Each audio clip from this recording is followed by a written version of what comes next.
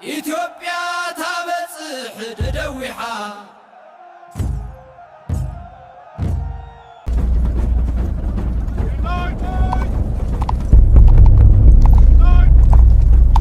ዓለም ጥቁር ህዝብ ሊሸነፍ የተፈጠረ ነው ብላ በደመደመችበት አውሮፓውያን አፍሪካን እንደ ቅርጫ ስጋ ለመከፋፈል ካርታቸውን በዘረጉበት በዚያ የጨለማ ዘመን አንዲት ሀገር ግን የታሪክን አቅጣጫ ለመቀየር በቁርጠኝነት ተነሳች። ይህ ታሪክ ስለ ጀግንነት ብቻ አይደለም፣ ስለ ረቂቅ ዲፕሎማሲ፣ ስለ ሚስጥራዊ ስለላና ስለማይበገረው የአንድነት ኃይል እንጂ።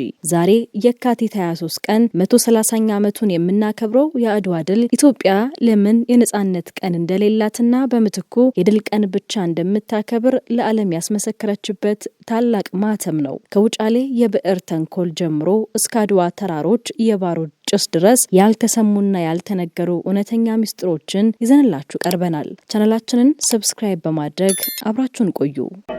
ዳለፉ የግናው የማይደነብር ዓለምን ያስገረመው የአድዋ ድል የተቀጣጠለው በባሩድ ጭስ ሳይሆን በ1881 ዓመተ ምህረት በውጫሌ መንደር በተፈረመ አንድ ሚስጥራዊ ወረቀት ነበር። አጼ ምኒልክና የጣሊያኑ ተወካይ ካውንት አንቶኒኢ በውጫሌ ውል ላይ ሲፈራረሙ ኢትዮጵያ በሰላም ወደ ዘመናዊነት የምትሸጋገር መስሎ የታየ ቢሆንም በውሉ ውስጥ ግን ኢትዮጵያን ያለ ጦርነት የማንበርከክ ታላቅ ሴራ ተሸሽጎ ነበር። በአማርኛው አንቀጽ 17 ላይ ኢትዮጵያ ከሌሎች የአውሮፓ ሀገራት ጋር ግንኙነት ማድረግ ብትፈልግ በጣሊያን መንግስት ረዳትነት መጠቀም ትችላለች የሚል ንባብ፣ በጣሊያንኛው ትርጉም ላይ ግን ግዴታዋ ነው በሚል የሞግዚትነት ቀንበር ተቀይሮ ተገኘ።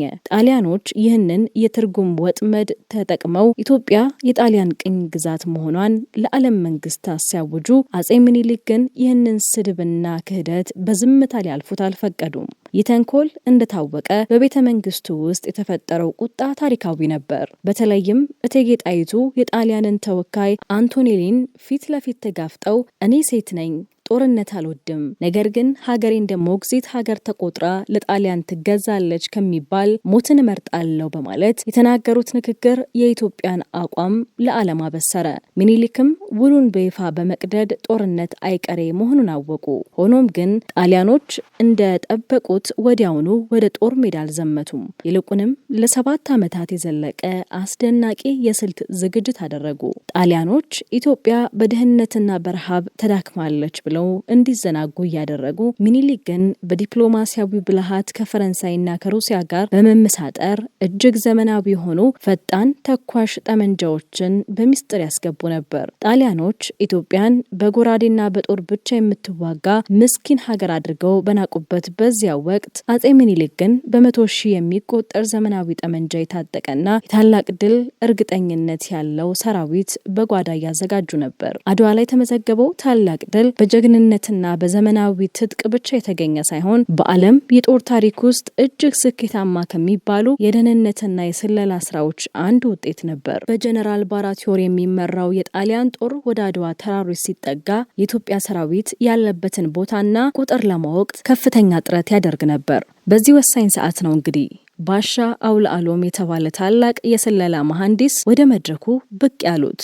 ባሻ አውላሎም ለጣሊያኖች ታማኝ መሪና አስገቢ መስለው በመቅረብ ለጀነራል ባራቲዮሪ እጅግ አደገኛና የተሳሳተ መረጃ ይሰጡት ጀመር። የኢትዮጵያ ሰራዊት በበሽታ ተዳክሟል፣ በረሃብ አልቋል፣ ግማሹም ምኒልክን ጥሎ ወደ ሀገሩ ተመልሷል የሚለው የባሻ አውላሎም መረጃ ጀነራሎቹ በንቀት ተሞልተው ያለምንም ስጋት ወደ አድዋ አቀበት እንዲወጡ ገፋፋቸው። የካቲት 23 ቀን ሌሊት ጣሊያኖች 3 አቅጣጫ ይዘው በድብቅ ጥቃት ለመሰንዘር ሲንቀሳቀሱ ሌላኛው የባሻ አውላሎም ወጥመድ ይጠብቃቸው ነበር። ጣሊያኖቹ የሚመሩበት ካርታ ሆን ተብሎ በተሳሳተ መረጃ የተሞላ በመሆኑ የጣሊያን ጦር ክፍሎች በጨለማና በጭጋግ ውስጥ እርስ በርስ ተደበላለቁ።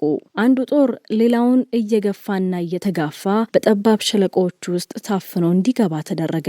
የባሻ አውላሎም የስለላ መረብ እጅግ ጥንቁቅ ከመሆኑ የተነሳ ጣሊያኖች የኢትዮጵያ ሰራዊት የት እንዳለ እንኳን ሳያውቁት የጥይት እሩምታ ውስጥ ገቡ።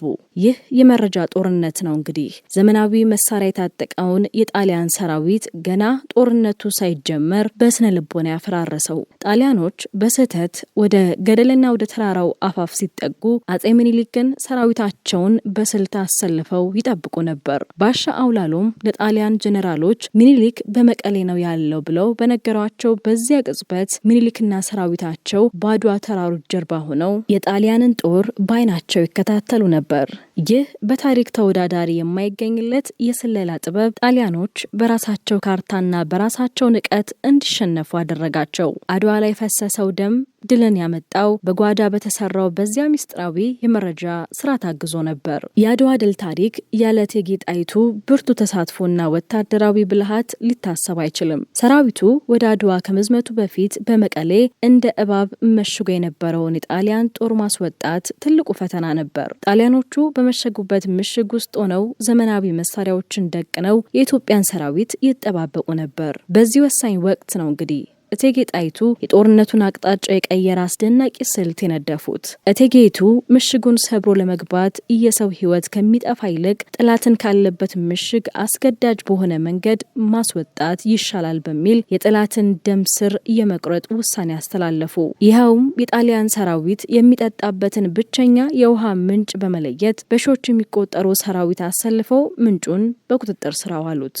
ይህ የውሃ ጦርነት ለ15 ቀናት ቀጠለ። በመቀሌ ምሽግ ውስጥ የነበሩት ጣሊያኖች ያለ ውሃ በከፍተኛ ጥም ሲሰቃዩ ለድርድር ወጥተው እንዲማረኩ አስገድዷቸዋል። እቴጌ ጣይቱ ምንጩን በመቆጣጠር ብቻ አልተወሰኑም። በጦር ሜዳው ላይ በቀጥታ በመገኘት መድፍ በማስተኮስና ቁም ምን አለ እያሉ ሰራዊቱን በማበረታታት የጀግንነት ተምሳሌት ሆኑ። የስትራቴጂ ጣሊያኖችን በስነልቦና ክፉኛ የሰበራቸው ሲሆን ለኢትዮጵያ ሰራዊት ደግሞ የትኛውንም ዘመናዊ ምሽግ ማሸነፍ እንደሚቻል ታላቅ መተማመንን ፈጠረ። መቀሌ ላይ የታየው ይህ ድል የኢትዮጵያ ሰራዊት ወደ አድዋ ተራሮች በከፍተኛ ወኔና በድል አድራጊነት ስሜት እንዲጓዝ መንገድ ከፈተ። እቴጌ ጣይቱ የነደፉት ይህ የወታደራዊ ሳይንስ ጥበብ ጣሊያኖች የያዙት ዘመናዊ መሳሪያ ያለ ውሃና ያለ ስነ ልቦና ጥንካሬ ዋጋ እንደሌለው አረጋገጠ። መቀሌ ላይ የተገኘው ስኬት ጣሊያኖች ሰላማዊ ድርድር እንዲጀምሩ ቢገፋፋቸውም ግብዣቸው ግን የካቲት 23 ቀን በአድዋ ተራሮች ላይ የመጨረሻው ፍርድ እስኪሰጥ ድረስ እንዲቆይ ያደረጋቸው። ድሉ የጥይት ብቻ ሳይሆን እንዲህ ያለ ጥልቅ የስትራቴጂ ውጤት እንደነበር የታሪክ ድርሳናት ምስክር ናቸው። የካቲት 23 ቀን 1888 ዓ.ም ጎህ ሳይቀድ በአድዋ ተራሮች ላይ የታየው ትዕይንት ለዘመናት በዓለም የታሪክ መዛግብት ውስጥ በደማቁ የሚኖር ነው። በባሻ አውላሎም የተሳሳተ መረጃ ተታሎና በሌሊት ጉዞ ደክሞ የነበረው የጀነራል ባራቲዮሪ ጦር ንጋት ላይ ራሱን ያገኘው 4 የኢትዮጵያ ጀነራሎች በከበቡት ወጥመድ ውስጥ ነበር። አጼ ምኒልክ የክተት አዋጅ ሲያውጁ የሀገር ፍቅር ያለው ተከተለኝ ባሉት መሰረት ከሐረር ራስ መኮንን፣ ከትግራይ ራስ መንገሻና ራስ አሉላ፣ ከጎጃም ንጉስ ተክለ ሃይማኖት፣ ከወሎ ከጎንደር ከኦሮሞ ፈረሰኞች እስከ ደቡብ ኢትዮጵያ ጀግኖች ድረስ ሁሉም በአንድ ጥላ ስር ተሰልፈው ነበር። ይህ ጦርነት የአንድ ንጉስ ወይም የአንድ አካባቢ ብቻ አልነበረም። መላው ኢትዮጵያዊ ማንነቱንና ክብሩን ለማስከበር እምቢ ለሀገሬ ብሎ በአንድ ልቡ የቆመበት የታሪክ ማህተም ነው።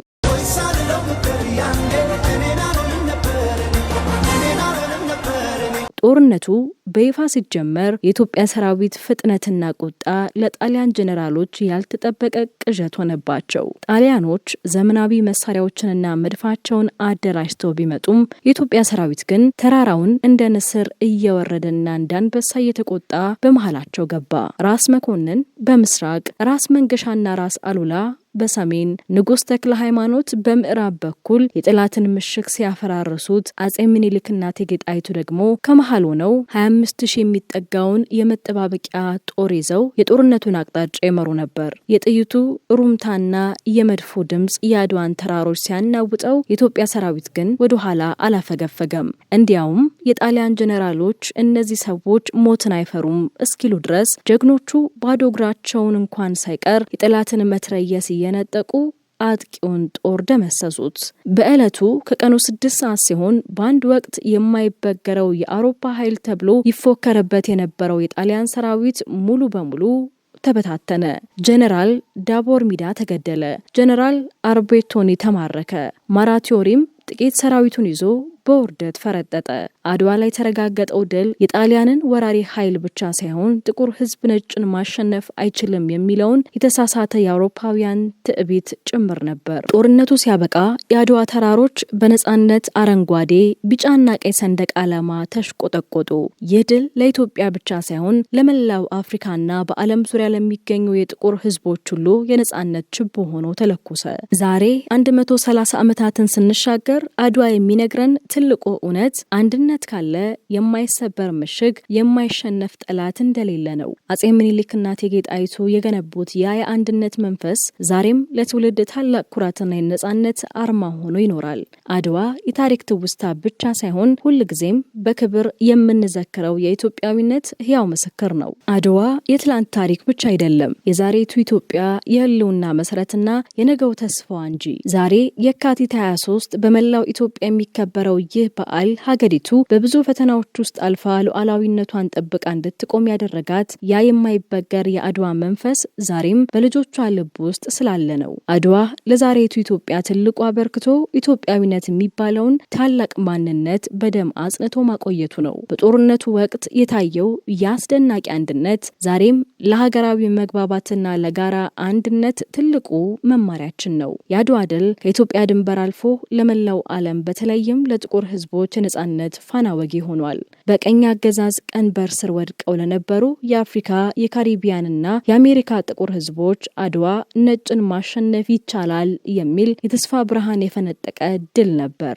ዛሬ ብዙዎቹ የአፍሪካ ሀገራት የኢትዮጵያን አረንጓዴ፣ ቢጫና ቀይ ቀለማት ለሰንደቅ ዓላማቸው መምረጫ ያደረጉት አድዋ ባይኖር ኖሮ የአፍሪካ አንድነት ድርጅት መቀመጫውን አዲስ አበባ ላይ ባላደረገ፣ አፍሪካም ዛሬ ካለችበት የነጻነት ከፍታ ላይ ባልደረሰች ነበር። አድዋን ከሌሎች ሀገራት በዓላት ልዩ የሚያደርገው አንድ ትልቅ ሚስጥር አለ። አብዛኞቹ የዓለም ሀገራት የሚያከብሩት የነጻነት ቀን ነው።